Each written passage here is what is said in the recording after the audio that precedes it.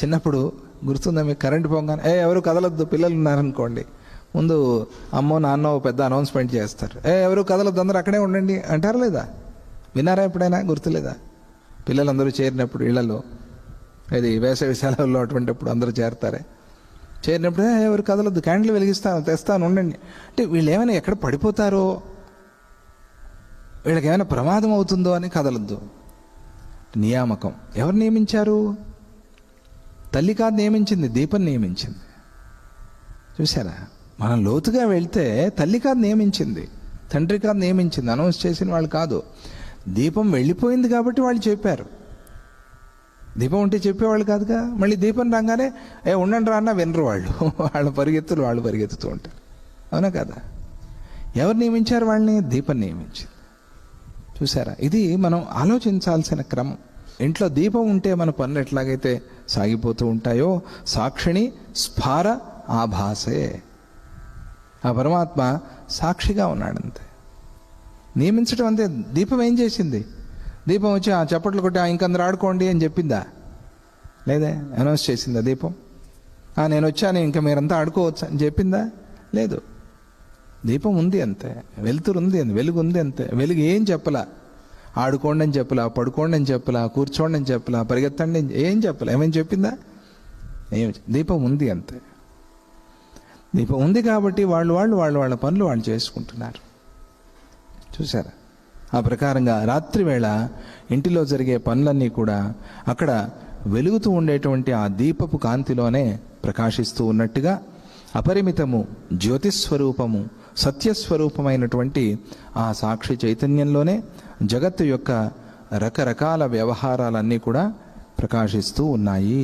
ప్రపంచంలోని పదార్థాల్ని తెలియపరుస్తోంది కాబట్టి అన్నిటినీ నియమించేది కూడా ఆ చిత్సత్తయే. అన్నిటినీ ప్రకాశింపచేస్తోంది కాబట్టి అన్నిటికీ అదే నియామకం. నియామకం అంటే అదేమైనా వచ్చి ప్రత్యేకంగా ఒక్కొక్కళ్ళకి చెప్పిందా? చెప్పలా. అది అక్కడ ప్రకాశిస్తోంది కాబట్టి అది ఆటోమేటిక్గా నియామకం అయిపోయిందంతే. అది ప్రకాశించకపోతే ఏమీ ఉండేదే కాదు కాబట్టి అదే నియామకం అంతే, ఇంకేముంది. అందువల్ల అదే ఏదో ఒక పని చేస్తోంది, ఈ పని దానికి వచ్చేసింది అని అనుకోవటానికి వీల్లేదు. అందుకనే నిష్క్రియ ఆ పేరు కూడా చెప్పుకున్నాం కదా. పంచకృత్య పరాయణ అమ్మవారికి ఈ పేరు ఉన్నట్టుగానే నిష్క్రియ, ఏ పని లేదు. కురువన్నపి నలిప్యతే, చేస్తున్నట్టుగా కనిపించినా కూడా ఆ కర్మబంధం లేదు. మరి సాధకుడే ఈ విషయాన్ని తెలుసుకుని కర్మ చేసినా కర్మబంధాన్ని పొందకుండా ఉన్నప్పుడు పరమాత్మకి కర్మబంధం ఉంటుందా? లేదు కదా. అందువల్ల ఆయన నియామకుడు అని అంత మాత్రాన ఆయన ఏదో నియమిస్తున్నాడు, చేతిలో చండాకోలు పట్టుకుని గుర్రాలు నియమించినట్టుగా అని అనుకునేరు, అది పొరపాటు. ఆయన సాక్షిణి స్ఫార ఆభాసే, జ్యోతిస్వరూపంగా వెలుగుతున్నాడు, సాక్షిగా ఉన్నాడంతే. ఆ వెలుతురు అంతే. వెలుతురు ఎవరికి, దీపం ఎవరికి పోయి సాక్ష్యం చెప్పదు, కానీ దీపానికి అంతా తెలుసు. దీపమేగా ప్రకాశించింది, ఎవరికి చెప్పక్కర్లా, ఎవరికి దీపం చూస్తూ ఉంటే చాలంతే. ఇంకా ఇంట్లో దీపం పెట్టుకోవాలి, దీపారాధన చేయాలి. దీపారాధన చేస్తే దేవుళ్ళకి నచ్చుతుంది, నువ్వు వేసిన నూనె ఆ పొగ అది కాదు, అన్నీ ఊరికి అర్థం అవడం కోసం చెప్పడం అంతే. పోనీ అట్లా అయినా చెప్తే దేవతలకు నచ్చుతుందైనా చేసుకుంటావు నువ్వు అని.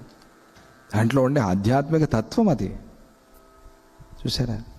నాకు తత్వం తెలిసిపోయింది, అయితే దీపం వెలిగించక్కర్లేదా అని ప్రశ్న వేయచ్చు నువ్వు. అలా లేదు అని తర్వాత వాళ్ళకి తెలియాలిగా, ఆ పరంపర కొనసాగాలిగా. కాబట్టి నీకు ఆ తత్వం తెలిసినా నువ్వు దీపారాధన చేయాల్సిందే, దీపం చూసుకోవాల్సిందే. ఎక్కడ పెడతారు దీపం? మంటపంలో పెడతారు. మంటపంలో సాక్షివత్ స్థిత చైతన్య శక్తి దీపంలాగా సాక్షిలాగా ఉంది. ఇంకా స్పష్టంగా చెప్తున్నా, ఒక్కోసారి ఆకాశంలో భ్రమవశాత్తు మేళతాళాలతోనూ నాట్య మంటపాలతోనూ కూడిన గంధర్వ నగరం కనిపిస్తుంది. భ్రమవశాత్తు ఆకాశంలో ఏదో బ్రహ్మాండమైన ఒక నగరం ఉంది అన్నట్టుగా కనిపిస్తుంది. అదేవిధంగా పరమాకాశ స్వరూపమైన శుద్ధ చైతన్యంలో ఈ బ్రహ్మాండమంతా కూడా కల్పించబడి కనిపిస్తోంది అంతే. ఆకాశంలో కనిపించలా, మేఘాల్లో.